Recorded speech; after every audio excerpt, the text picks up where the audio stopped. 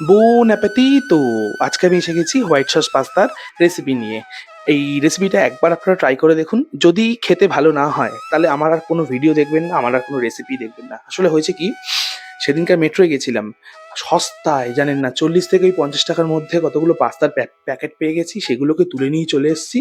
এবার সেগুলোকে আজকে কি করব, সদগতি করছি বানাবো।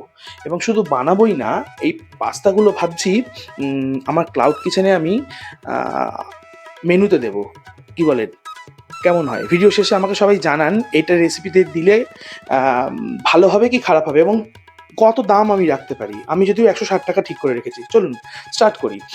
কড়াই বসিয়ে নিন, মাখন দিন, মাখন বেশি পোড়াবেন না, এবং আস্তে, আস্তে করে ময়দা এড করতে থাকুন। একটু দলা পাকবে, ধৈর্য ধরে একেবারে আঁচ কমিয়ে, সেরকম যদি মনে হয় আ যে বাসনটা বসিয়েছেন ওটাকে একটুখানি আগুন থেকে সরিয়ে নিন হালকা, হালকা করে বারবার। একটু, একটু করে নাড়তে থাকুন। দেখুন এই জিনিসটা হবে। করতে আস্তে, আস্তে দুধটা এড করুন। খুব আস্তে, আস্তে। এখানে একটা বিষয় বলে রাখি, ময়দা যতটা পরিমাণ নেবেন, মাখন ততটা পরিমাণ হবে। একেবারে সমান পরিমাণ না হলে হোটেলের মতো স্বাদ, রেস্টুরেন্টের মতো স্বাদ কিন্তু আপনারা পাবেন না। আর দুধটা একেবারে ফ্রিজিং কোল্ড হতে হবে। খুব একটা আইসড কোল্ড নয়, বা গরম দুধ তো নয়ই। দেখুন আমার গরম দুধ ছিল বলে কিন্তু এরকমভাবে প্যালা পাকিয়ে যাচ্ছিল। এবং আমাকে কিন্তু শেষকালে ওই ছোট হুইস্কারের সাহায্য নিতে হয়েছে। ছোট হুইস্কার একটা নিয়ে রাখবেন। ছোট হুইস্কার খুব খুব প্রয়োজনীয়। বড় হুইস্কারগুলো কিন্তু মানে এতক্ষণ আমি কিন্তু এই পেনের মতো ধরতে পারতাম না। এদিক ওদিক ছিটকে ছাটকে বেরিয়ে যেত।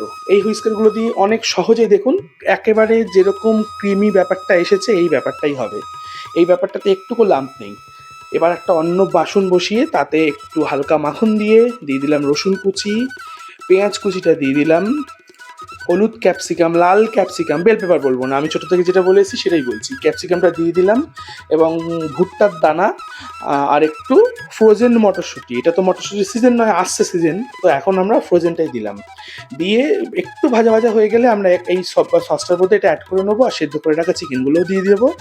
এবং এই চিকেনটা দেওয়ার পর আমরা সেদ্ধ করে রাখা যে পেনি পাস্তাগুলো সেগুলোও আমরা দিয়ে দিলাম। উপর থেকে একটু অরিগ্যানো, মিক্সড হার্ব, আর সঙ্গে একটু রসুন গুঁড়ো, অপশনাল। রসুন গুঁড়োটা দিতেও পারেন, নাও দিতে পারেন কিন্তু।